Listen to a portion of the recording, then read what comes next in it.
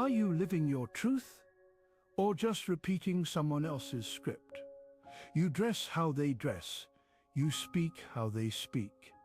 You chase what they chase. You think you're unique. But are you? The uncomfortable truth is that most people are not living as themselves. They're living as replicas.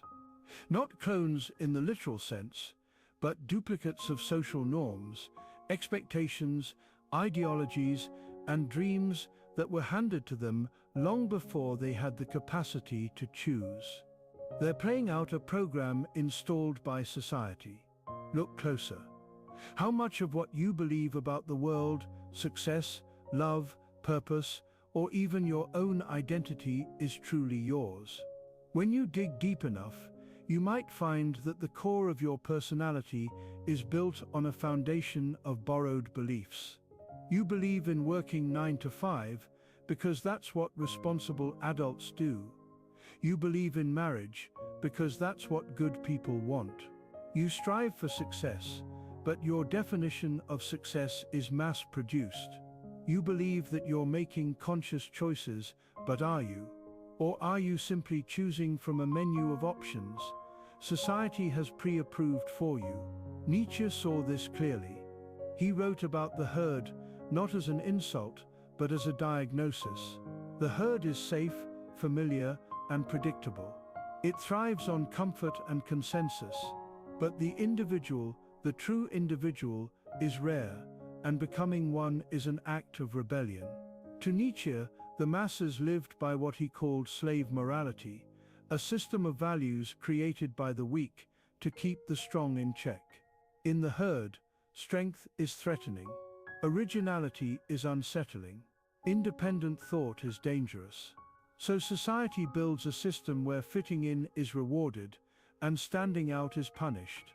You're told to be yourself, but if your authentic self is too bold, too strange, too free, you will be labeled, marginalized, maybe even exiled. This is why most people live their lives behind masks. They wear the mask of the ideal citizen, the mask of the loyal employee, the mask of the agreeable friend. Behind each one is a person who's afraid to speak, to act, or even to think too differently. But here's the truth that shatters all illusions. You cannot be free until you are willing to be rejected. Every step toward true individuality is a step away from approval. The road to authenticity is narrow. It is lonely. It is full of risk, but it is also the only path that leads to your real life. Are you ready to take the first step? Because if you are, this video will not just be something you watch, it will be something you feel, something that shakes you, something that lingers after the screen fades to black. You don't need another motivational speech. You don't need more productivity hacks. You need the courage to confront the most terrifying question you'll ever face. What if the person I've been my whole life isn't really me? And what if the real me, the raw, unfiltered, untamed self, has been buried under layers of social programming and fear? This is not a crisis. It is an opportunity, a rebirth. Nietzsche called this transformation the path to the Übermensch, the one who transcends the herd, creates their own values, and becomes who they truly are. It is not for everyone. Most people will turn away. Most people will go back to comfort. But you're still here. So let's begin. Look around you. Everyone believes they're different. Everyone is convinced they're unique. But Nietzsche would argue that most people mistake customization for individuality. You choose your clothes, your music, your Instagram filters, but how much of that is actually a reflection of your soul?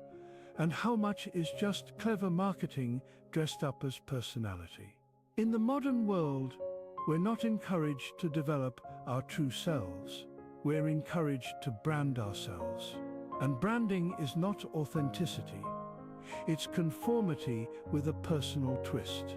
Nietzsche said, "The individual has always had to struggle to keep from being overwhelmed by the tribe." That struggle is more subtle now than ever before. You don't see chains or cages. You see algorithms that feed you what you want to believe, trends that tell you who to be, and echo chambers that reinforce the illusion that you've made independent choices. You're told you're free, but you are surrounded by invisible walls. You react with pre-programmed outrage. You mold your identity around groups, hashtags, movements, all of which promise freedom and deliver dependence. This is not individuality. This is mass customization. It makes you feel different, but it never lets you be different. It lets you wear the costume of rebellion, while keeping you perfectly obedient to the system. The true individual doesn't just stand out. They stand alone. They risk unpopularity. They defy trends. They don't just choose from a menu. They throw the menu away and make something entirely new. And here's the bitter truth. That level of individuality will cost you. You may be mocked. You may be ignored. You may even lose everything you built inside the system. But what you gain is something far rarer: sovereignty of the soul. Because once you stop pretending to be who they want you to be and start becoming who you are, you stop living a life of quiet desperation. You start living a life of dangerous freedom. Here is the most disturbing part of this entire journey. By the time most people realize they've lost themselves, it's already too late. They've built entire lives around expectations, careers based on fear, relationships based on convenience. Personalities formed not from truth, but from adaptation. And slowly, their true self doesn't just hide, it dies. Not with a scream, but with a sigh. The death of the individual doesn't come with violence.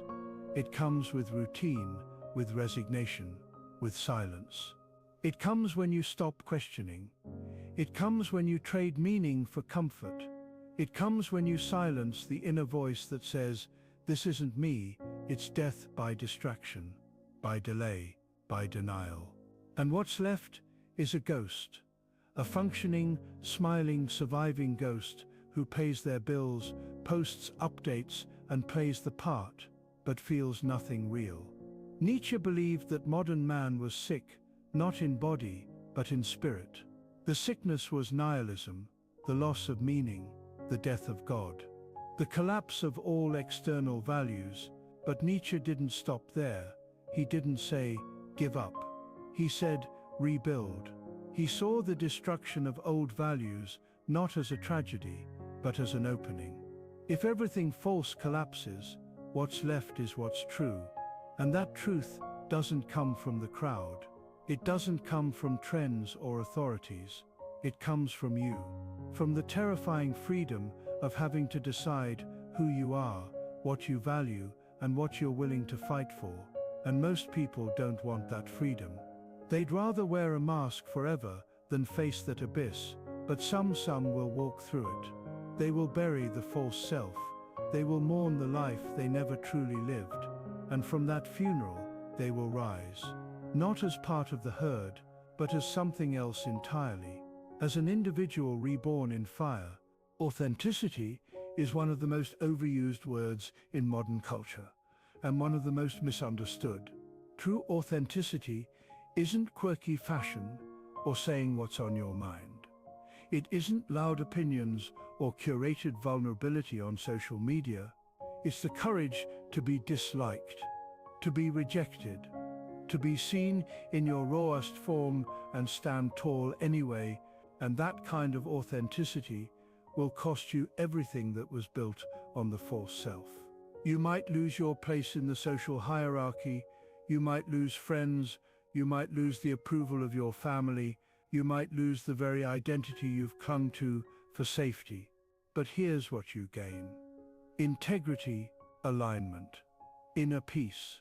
Because you are no longer betraying yourself to be accepted by others. You are no longer outsourcing your self-worth to the collective.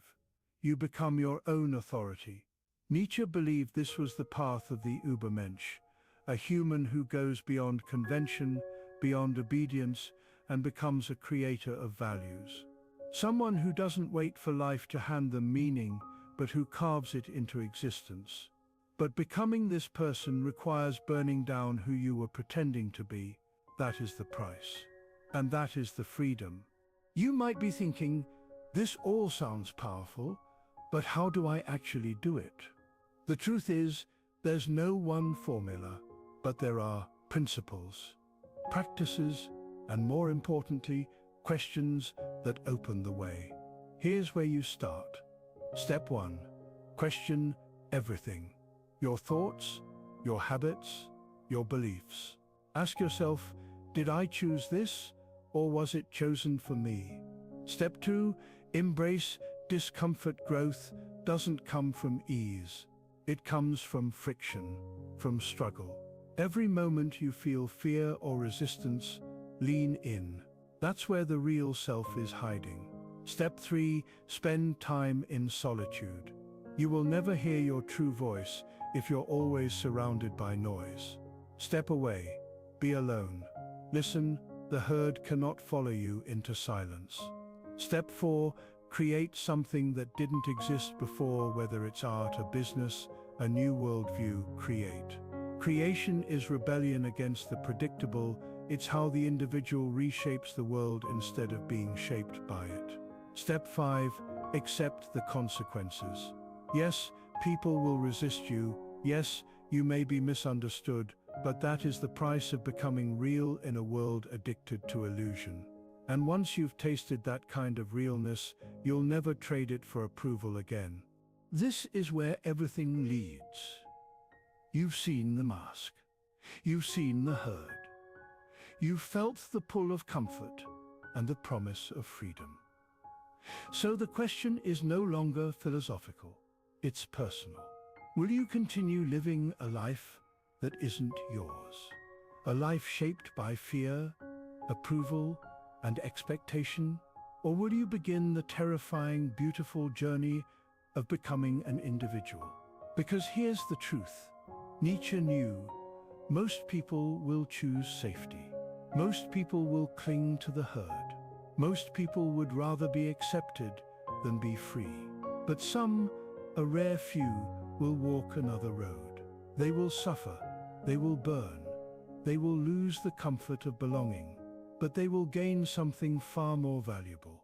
Their soul, and when they speak, the world listens. Not because they shouted the loudest, but because they dared to say something true. So again, I ask you, will you be part of the herd, or will you become the one who escapes it? The choice is yours, and it begins right now.